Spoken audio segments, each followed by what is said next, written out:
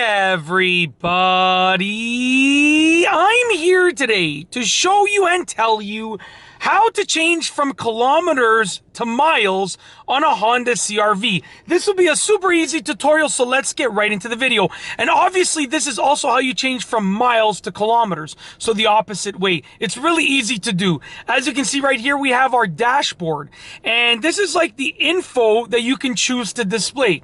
Now, where your steering wheel is, there's a little information button right here, and if I push this button, it brings up the many options that I can bring forth for the info that I want to display there. So I'm just scrolling across, and you can see that there is an option right there, and you can see it says miles per hour to kilometers per hour. So I'm going to hit enter to select that option.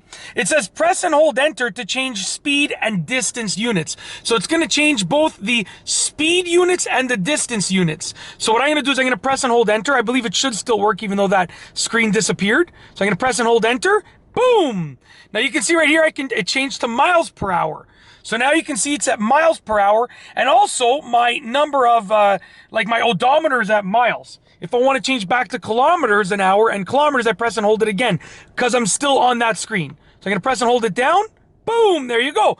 It went from miles and miles per hour to kilometers and kilometers an hour. Just like that. So as long as you're on that screen, just press and hold down the enter button, just like that, and it switches, and then I'm going to do it again, press and hold it down, and it switches back. And then whenever you're ready to go back to whatever screen you're on, I can just push the info button, and I can go back to my gas mileage. That's usually the one that I keep it on. That's it. If you like this video, please be sure to give it a thumbs up. Let me know what you think down below as a comment. And of course, be sure to subscribe for more great videos just like this one. And that's all I have for you today. Thanks for watching.